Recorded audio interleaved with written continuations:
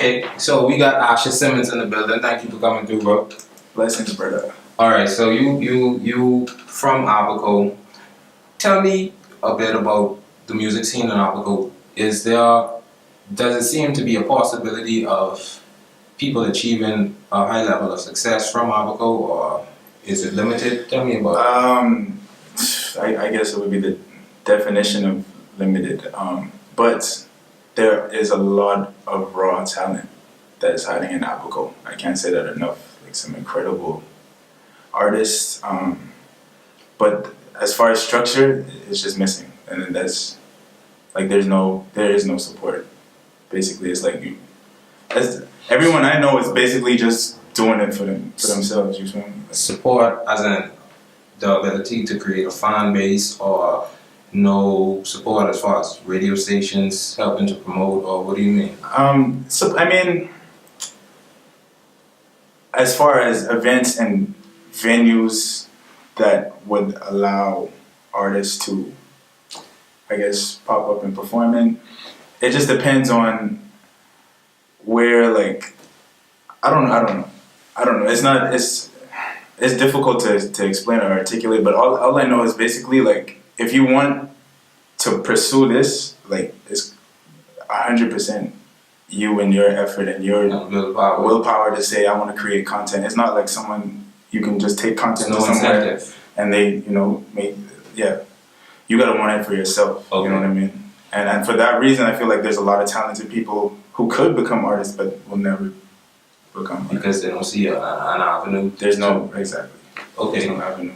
And it's not just with music. It's like I see people who play sports. Like we have some crazy basketball players. Like you know what I mean. Really talented kids from young who just don't have that structure to Limited. The lack of the resources, you think, is hindering a lot of persons. Yeah, for sure. So do you see that same hindrance in Providence as in Abaco? I'm not really in Nassau that often. I definitely like Nassau is the city, so things like resources to me are more attainable here. For example, like you just don't buy clothes in Abaco. Like that's just something you don't do. Like they know, like you know, things are hyped up. You know, being on like when I say things, I mean the prices of everything from the grocery stores to clothes. Like you make money in Abaco, but you don't spend it there. So you know what I'm saying? what's the means of survival with things being so expensive? The means of survival. I mean, I don't know how some people just do it, but I ain't gonna lie. Like, so, like, is it community based? Do people help one another? Abaco is dope because it's one of those places where everyone says good morning. Okay. But there's two different sides of Abaco then, basically. But there is that love. Like they are loving people, and even people who a little prickly and have attitude or whatever. They looking out for you behind the scenes. You see what I'm saying? But it definitely it's not lovey-dovey and sweet, but it's it's. I feel like it's the perfect mesh of both. Okay. You know what I mean? You meet some real people. You meet some genuine people, but it's also filled with. I guess it's like anywhere. Like. Yeah, I got you. Yeah, it's just a balance of, I guess you say, good and the bad or whatever. Real. So, okay, off camera we were talking about, you said you had a lot of exposure from traveling and stuff like that. So, how has that traveling affected the way that you create music? Have you intertwined the traveling and the music? Most definitely. I never really belonged anywhere. I was always an outsider because, I was born in Bermuda. I was only there for a couple of years and then I moved. Okay. And my family was split. So my mom's from the Bahamas and my dad is from Bermuda.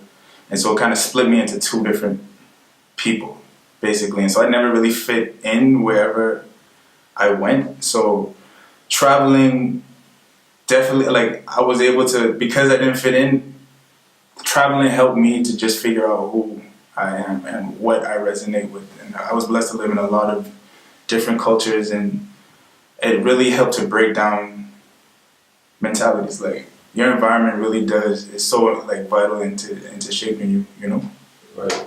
It really does. So it just allowed me to see more than that, and I'm just blessed to even have had those experiences.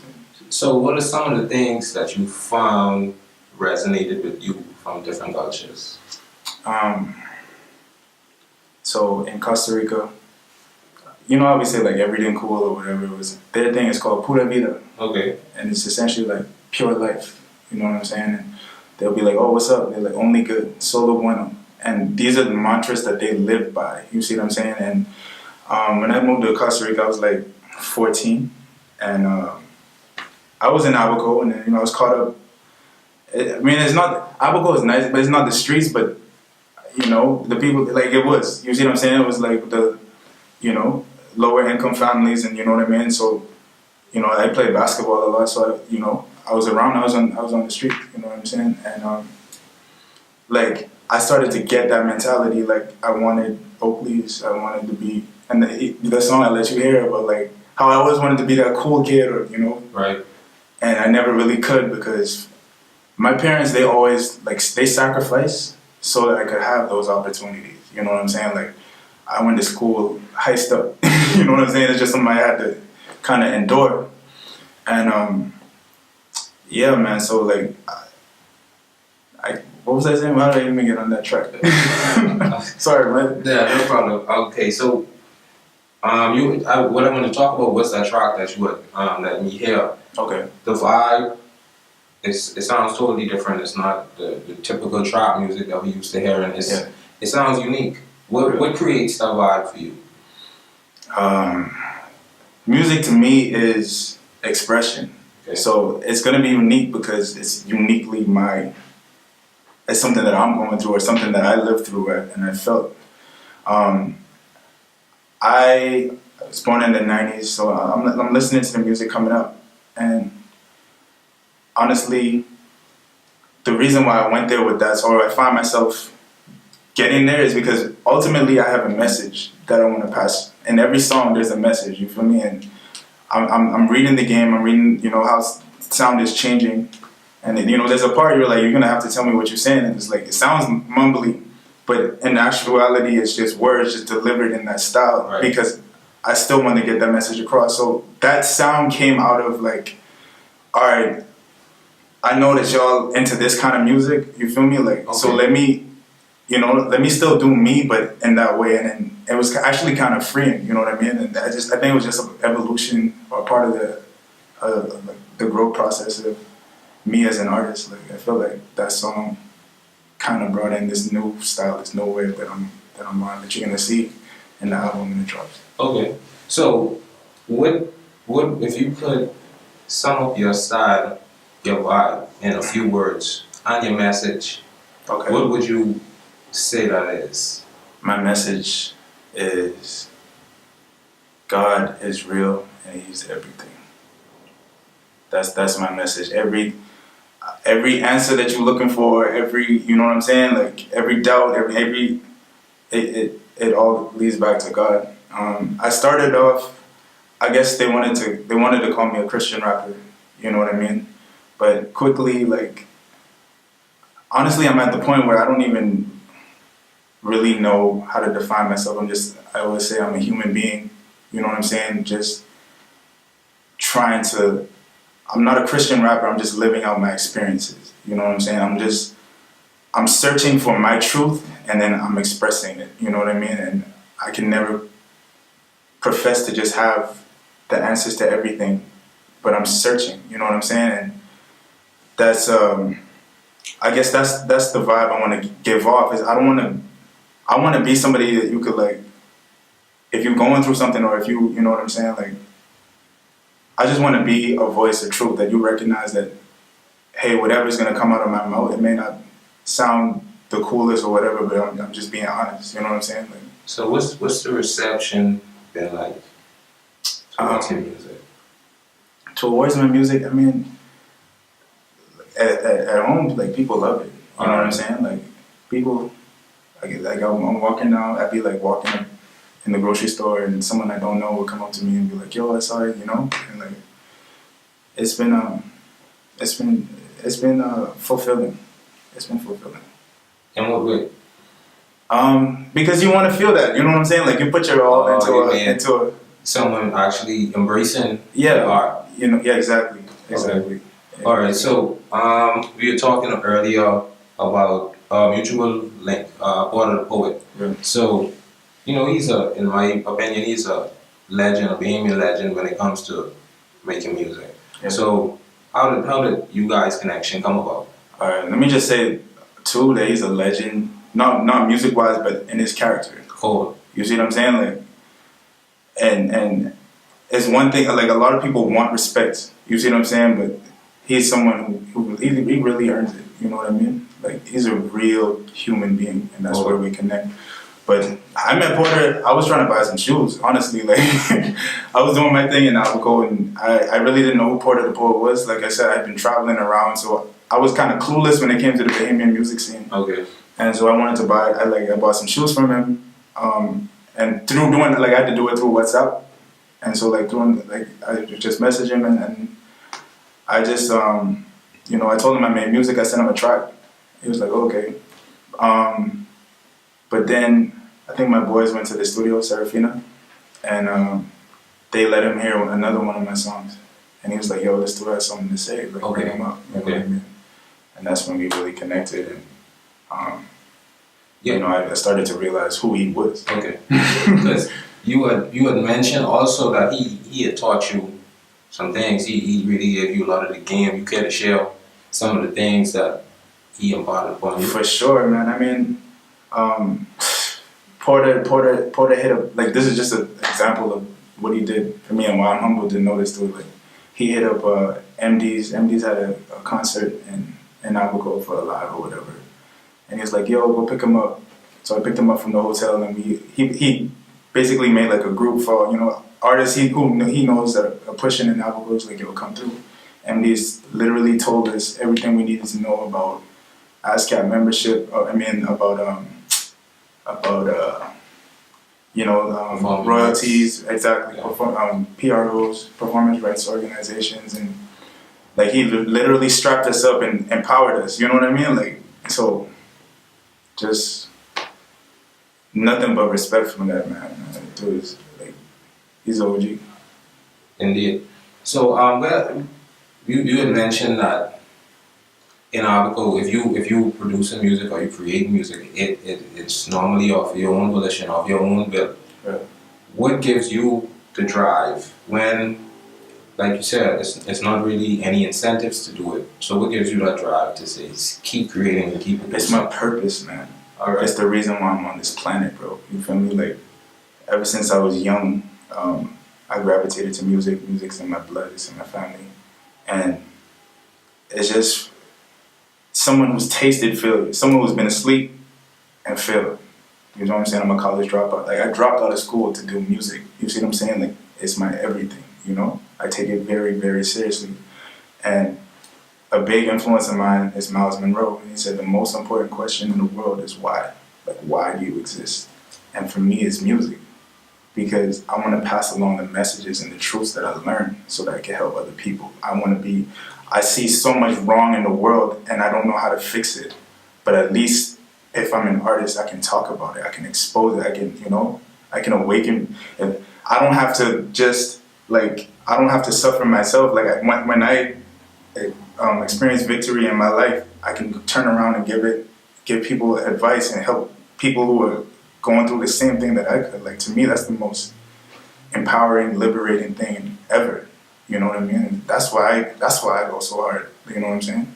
And the Bible says, seek ye first the kingdom of God and all things will be added unto you. You see what I'm saying? And that's what I really like. Cheryl Ryman has a song called Heaven Now. You know what I mean? And I really believe that we're supposed to have heaven here, bro, on earth. You see what I'm saying?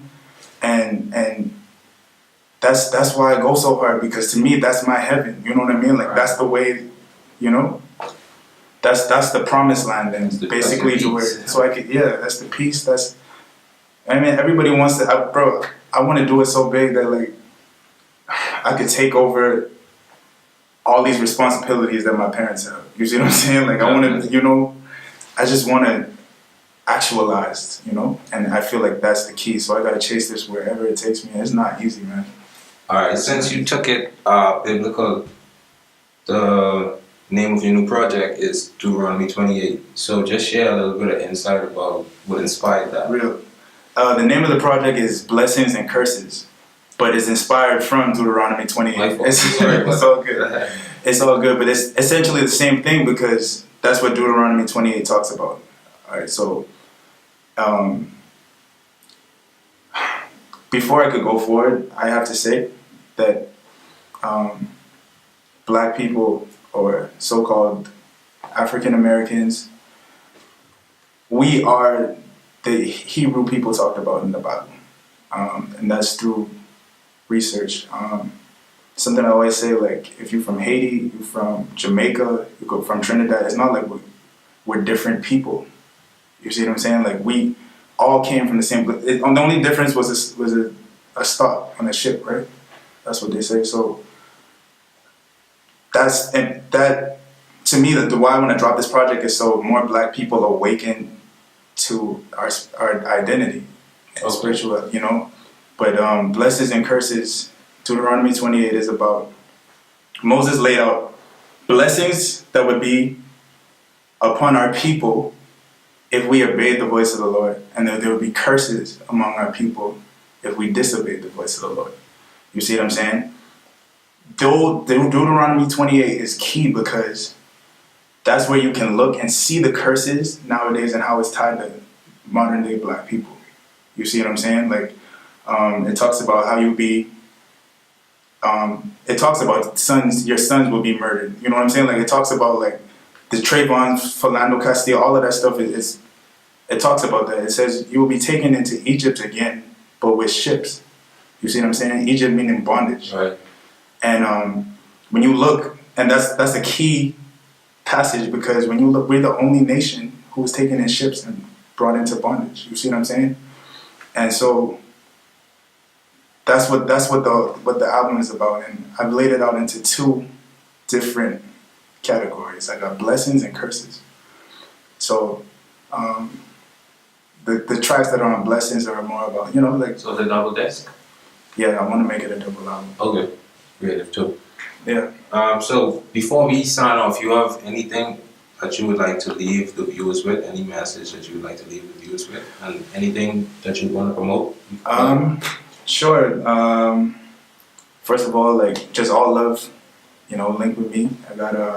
I'm everywhere, Instagram, Snapchat, Twitter, all of that stuff. It's just Asher Simmons Music for bookings, or if you would like to, you know, work together or collaborate, just hit my email, which is ashersimmonsmusic@gmail.com. Thanks a lot to you, brother, for bringing me up here. And I enjoy your interviews, man. It's real. I watched a couple of them. Right. You know what I'm saying? Like, share that. Yeah, I want to shout out. I got to shout out some artists. I got to shout out New Grade. That's my brother. Okay. I got to shout out Wilner Pierre. And Abaco. Famous artists or these? Yeah, those were two Abaco artists. New Grade is so underrated, and we probably could have to link you up so that he could get in this chair as well. And shout out Porter the Poet and the whole everybody at Serafina and Farron, Adrian, everybody who helps me to get these projects out the way, and everybody who supports me, man. I'm just so grateful, and thank God. That's about it. Like, signing off. Asher Simmons, thanks for coming through, bro. We're signing up. Thank you very much.